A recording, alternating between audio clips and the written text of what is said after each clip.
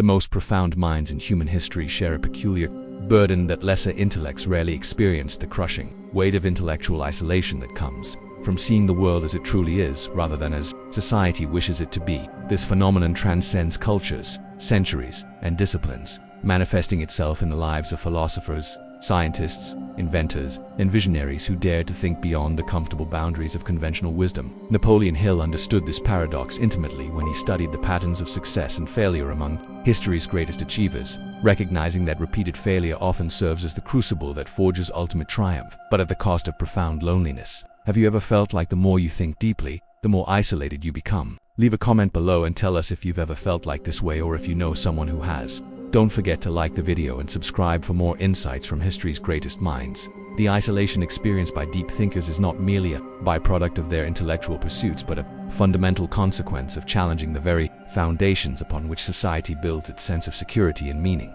When Socrates wandered the streets of Athens, engaging citizens in his relentless questioning, he was not simply seeking knowledge but exposing the uncomfortable truth that most people live unexamined lives built upon unquestioned assumptions. His method of inquiry, known as the Socratic method, revealed the ignorance that lurked beneath the surface of apparent wisdom, making him deeply unpopular among those who preferred the comfort of their illusions to the harsh light of truth. The hemlock that ultimately killed him was not just punishment for corrupting the youth or impiety, but society's desperate attempt to silence a voice that made people uncomfortable with their own ignorance. This pattern of rejection and isolation appears throughout history whenever individuals possess the courage to challenge prevailing orthodoxies. Galileo Galilei faced the wrath of the Catholic Church not merely for his scientific discoveries, but for daring to suggest that human beings were not the center of the universe. His telescopic observations of the moons of Jupiter and the phases of Venus provided irrefutable evidence for the heliocentric model proposed by Copernicus. But this evidence threatened the very foundation of religious and philosophical thought that placed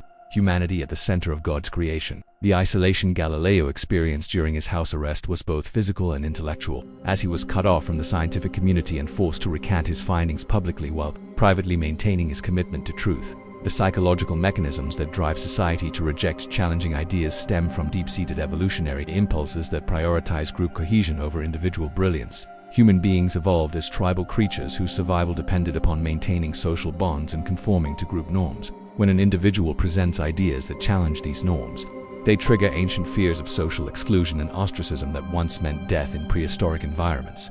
This explains why revolutionary thinkers often find themselves branded as heretics, traitors, or madmen rather than visionaries. The very intelligence that allows them to perceive truths invisible to others becomes a threat to the social order that depends upon shared beliefs and common assumptions. Arthur Schopenhauer understood this dynamic with painful clarity, developing a philosophical system that acknowledged the fundamental irrationality of human existence while recognizing the futility of expecting others to embrace such uncomfortable truths. His concept of the will to live as a blind, irrational force driving all human behavior explained why people cling to illusions and reject philosophical insights that reveal the ultimate meaninglessness of their pursuits. Schopenhauer spent most of his life in relative obscurity, his pessimistic philosophy rejected by a society that preferred the optimistic idealism of his contemporaries. His isolation was so complete that he famously dined alone every day at the same restaurant, speaking only to his poodle, whom he considered more honest than most human beings. The loneliness of intellectual giants extends beyond mere social rejection to encompass a fundamental disconnect between their inner world and the reality experienced by ordinary people.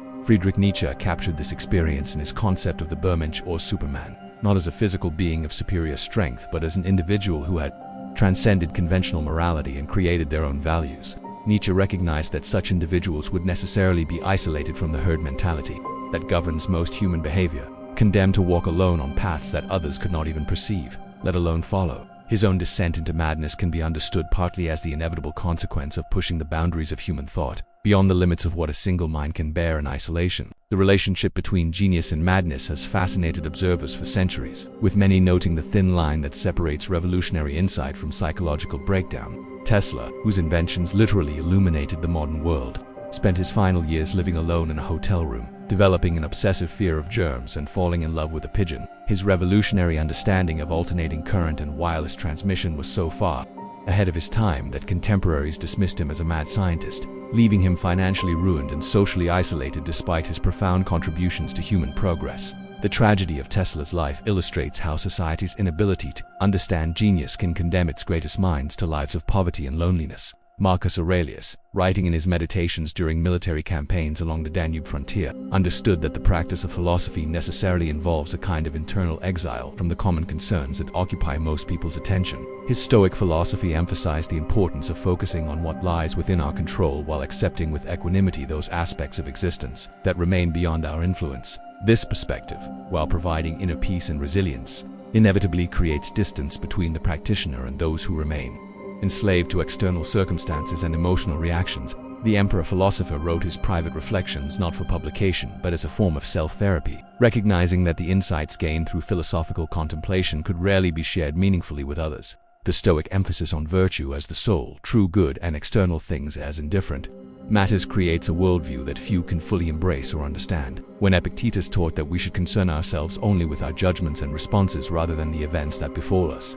he was advocating a radical reorientation of human consciousness that challenges every instinctive reaction to loss, suffering, and injustice. Those who truly internalize this teaching find themselves increasingly unable to participate in the emotional dramas that consume their contemporaries, leading to a form of philosophical isolation that can feel both liberating and profoundly lonely. Niccolo Machiavelli experienced a different form of intellectual isolation when his unflinching analysis of political power resulted in his name becoming synonymous with cynical manipulation. The Prince remains one of the most misunderstood works in political philosophy, not because Machiavelli advocated evil but because he had the courage to describe power as it actually operates, rather than as moral philosophers wished it would operate.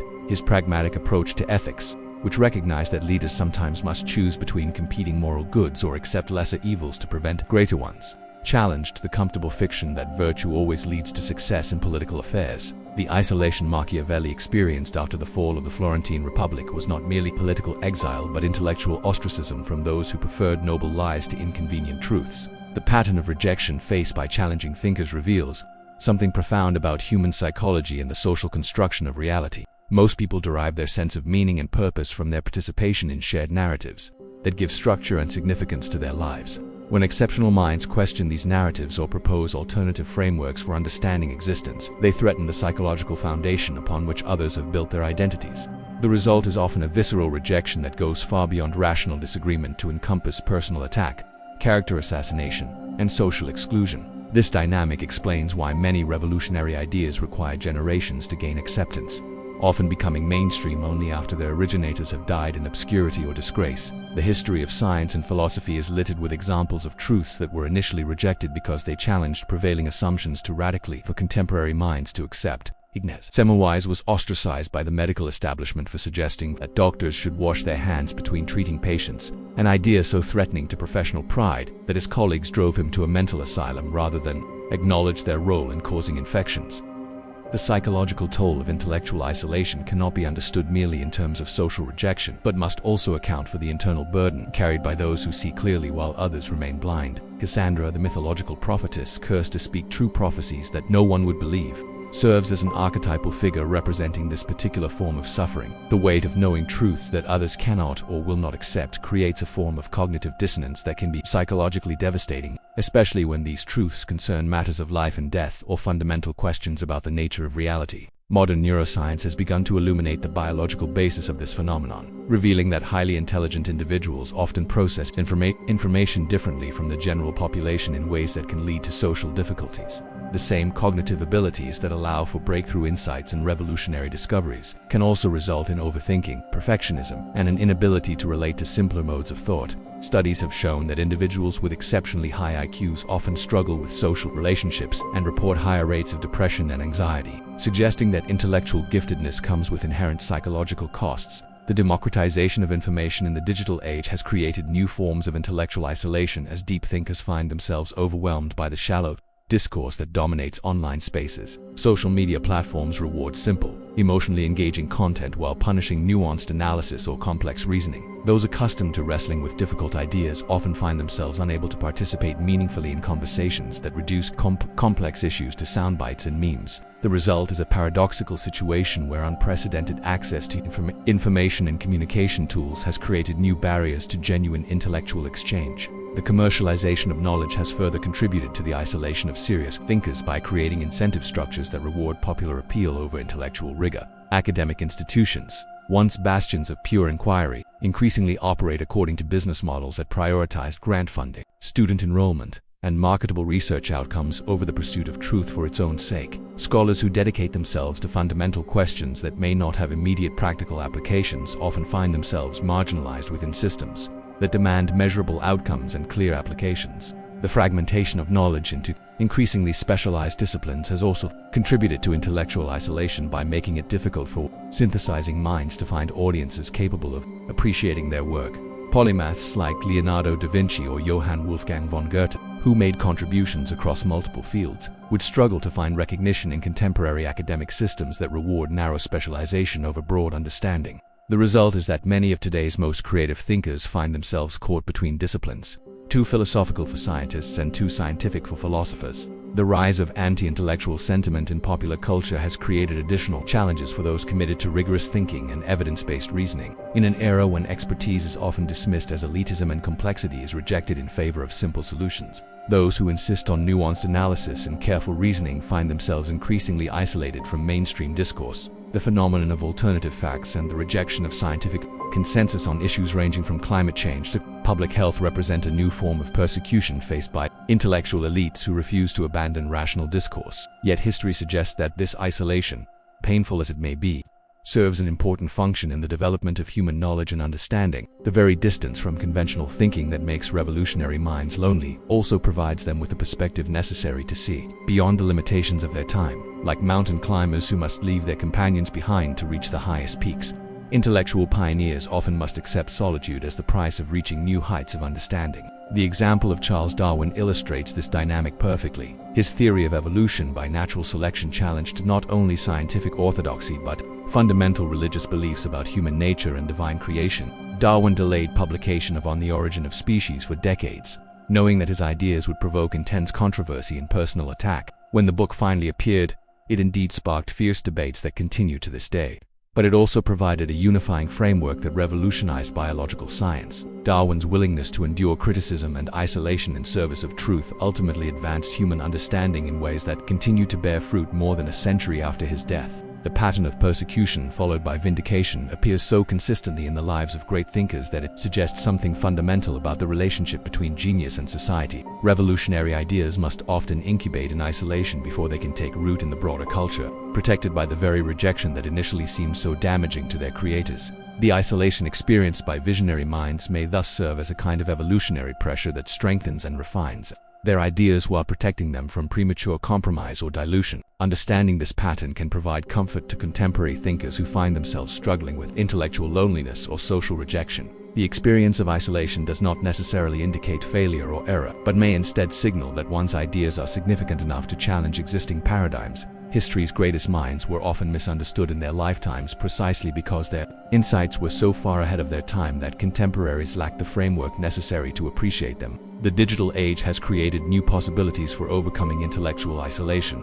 Through virtual communities and online platforms that can connect like-minded thinkers across geographical boundaries, forums dedicated to philosophy, science, and other intellectual pursuits allow individuals to find others who share their interests and commitment to rigorous thinking, even if such people are rare in their immediate physical environment. While these connections may lack the intimacy of face-to-face relationships, they can provide crucial intellectual stimulation and validation for those whose ideas are too advanced or unconventional for local audiences. The key to surviving intellectual isolation lies not in compromising one's commitment to truth, but in developing the psychological resilience necessary to maintain that commitment. Despite social pressure to conform, the Stoic practices developed by Marcus Aurelius and Epictetus remain remarkably relevant for contemporary thinkers facing similar challenges. By focusing on what lies within our control and accepting that recognition and understanding from others may be delayed or never come at all, intellectual pioneers can maintain their dedication to truth without being crushed by the weight of isolation. The cultivation of inner dialogue and self-reflection becomes particularly important for those whose external relationships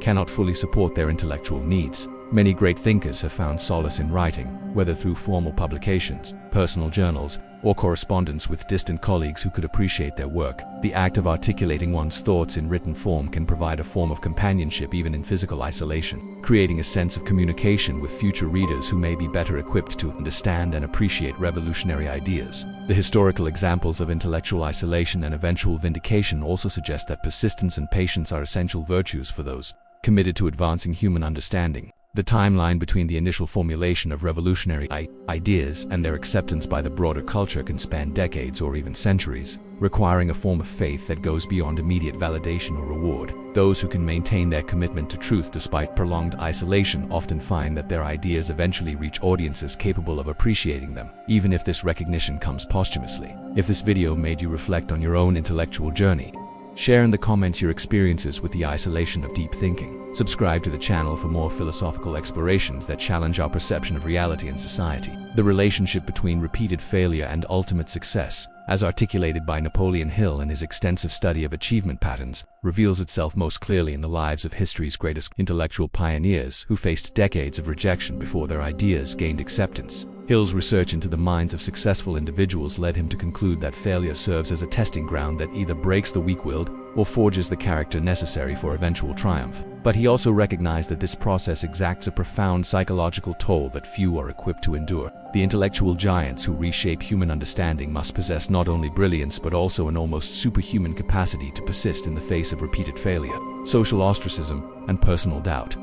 Consider the case of Gregor Mendel, whose groundbreaking work on genetic inheritance was so far ahead of its time that it was completely ignored by the scientific community for over 30 years. Mendel's careful experiments with pea plants revealed the mathematical laws governing heredity, providing the foundation for what would later become the science of genetics. But his contemporaries were so locked into different paradigms of thinking that they could not recognize the significance of his discoveries. The monk scientist continued his research in isolation at his monastery, experiencing failure after failure in his attempts to communicate his findings to the broader scientific community. Yet he persisted because his commitment to truth transcended his need for recognition. It was only after his death that a new generation of scientists, including Hugo de Vries and Karl Correns, rediscovered his work and realized its revolutionary implications. The psychological mechanisms that enable some individuals to persist through repeated intellectual failure, while others abandon their pursuits, reveal fundamental differences in how people relate to their sense of identity and purpose. Those who ultimately succeed in transforming human understanding typically possess what psychologists now call an internal locus of control,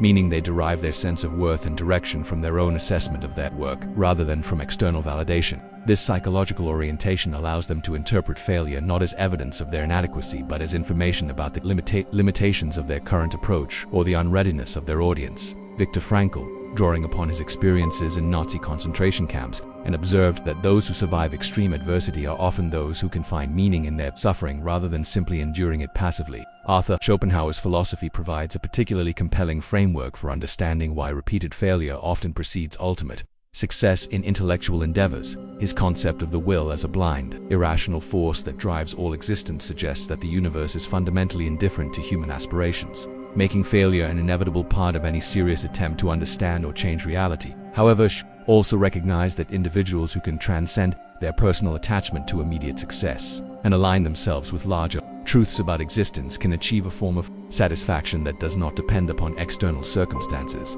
This philosophical perspective explains why many great thinkers seem almost relieved by failure, as if each rejection confirms their independence from the conventional thinking that they seek to transcend. The isolation experienced by revolutionary thinkers becomes even more profound when they realize that their repeated failures stem not from inadequacy in their work but from the inability of their contemporaries to comprehend ideas that challenge basic assumptions about reality. Immanuel Kant spent over a decade working on his critique of pure reason, knowing that his revolutionary approach to epistemology would be difficult for readers accustomed to more traditional philosophical methods. When the book was finally published, it was met with such incomprehension that Kant felt compelled to write a shorter, more accessible version called the Prolegomena to any future metaphysics. Yet even this simplified presentation failed to generate immediate understanding, and Kant spent his remaining years elaborating and defending ideas that would not be fully appreciated until long after his death. The temporal dimension of intellectual recognition creates a unique form of existential crisis for deep thinkers who must grapple with the possibility that their life's work may never be understood or appreciated during their lifetime. This prospect challenges fundamental human needs for connection and validation, forcing intellectual pioneers to develop alternative sources of meaning and satisfaction. Some, like Spinoza, find solace in the belief that truth itself possesses intrinsic value regardless of whether it is recognized by others. Spinoza continued developing his geometric approach to ethics, despite being excommunicated from his religious community and facing potential imprisonment for his ideas, sustained by his conviction that understanding the necessary structure of reality was worthwhile for its own sake. The phenomenon of posthumous recognition suggests that human culture possesses a kind of collective memory that eventually rewards those who sacrificed immediate acceptance for long-term truth. But this pattern provides cold comfort to individuals struggling with isolation and failure during their lifetimes. The examples of artists like Vincent van Gogh, who sold only one painting during his life but whose work now commands millions of dollars, or writers like Herman Melville, who died believing himself a failure only to be later recognized as one of America's greatest novelists, demonstrate that cultural recognition operates on timescales that far exceed individual human lives.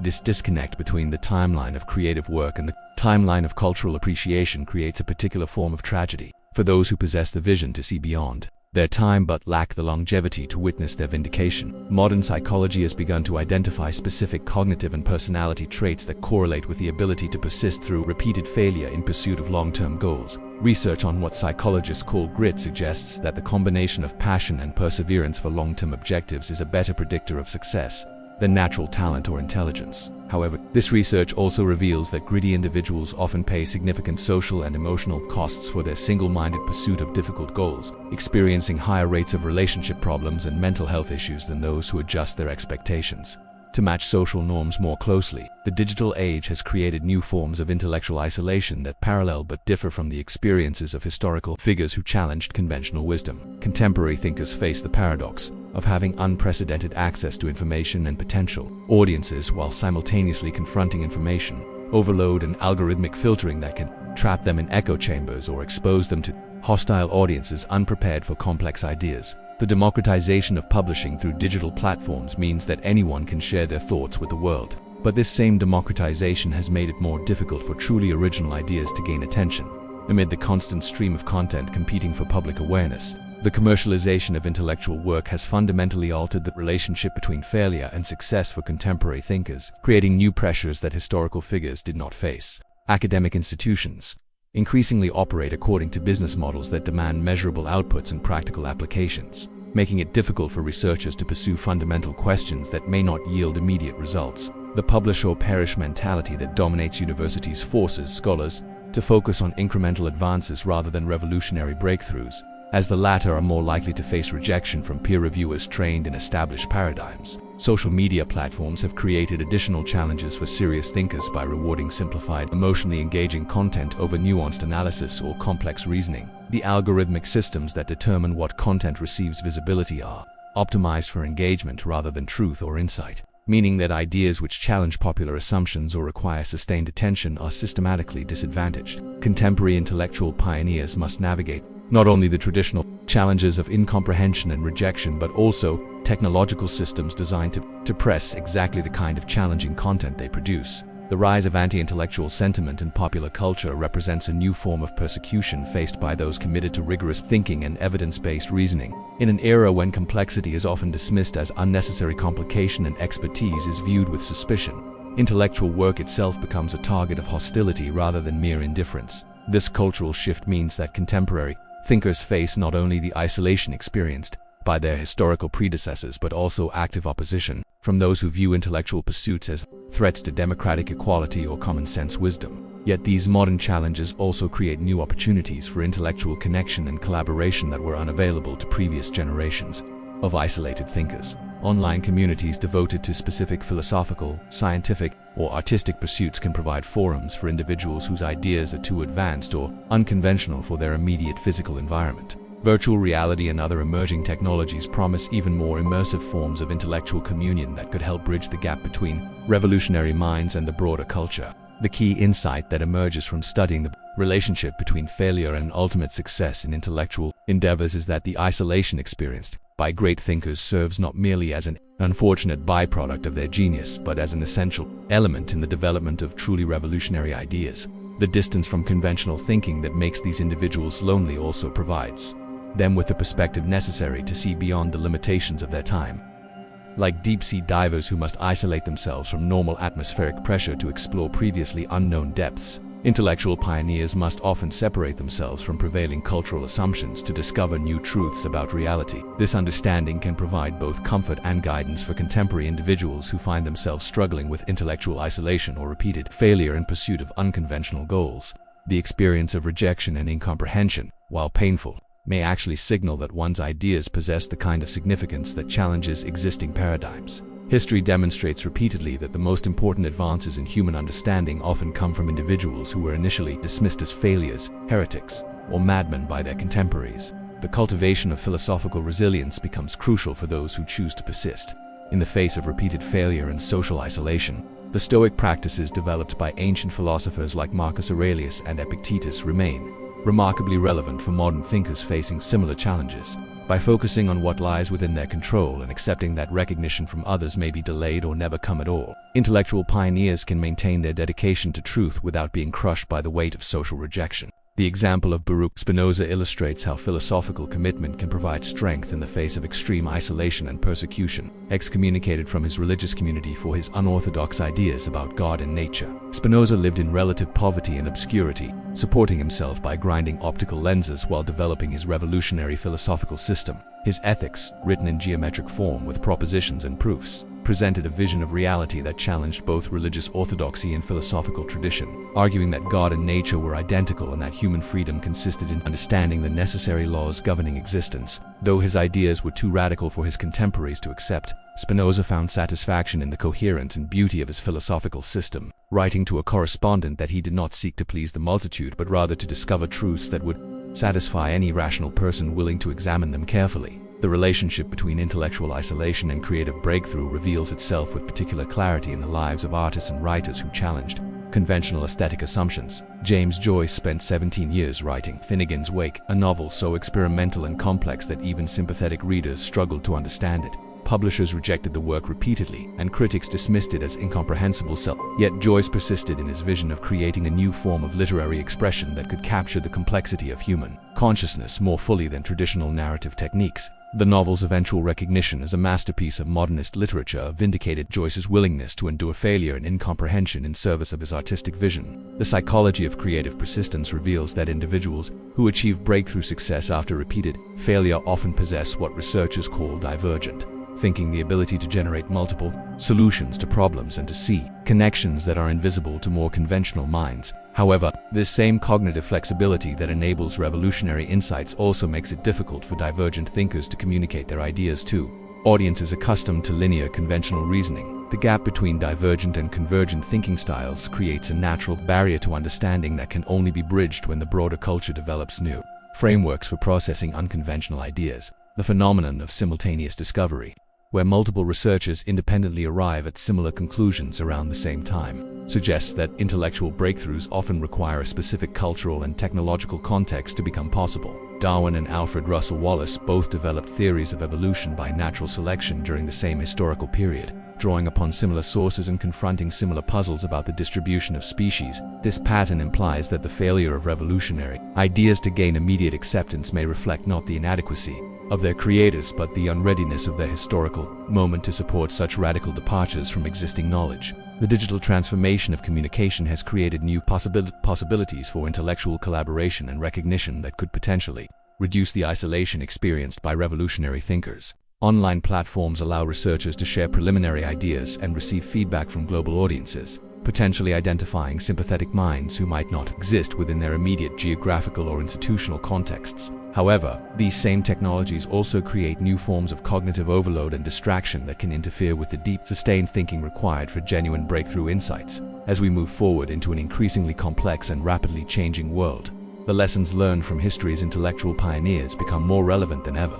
Their examples demonstrate that the pursuit of truth often requires accepting isolation and repeated failure as natural consequences of challenging established ways of thinking. Yet they also show that persistence in the face of such challenges can ultimately lead to insights that transform human understanding and improve the conditions of life for future generations. The loneliness of deep thinking, rather than being an obstacle to overcome, may actually be a necessary condition for the kind of radical creativity that advances civilization itself.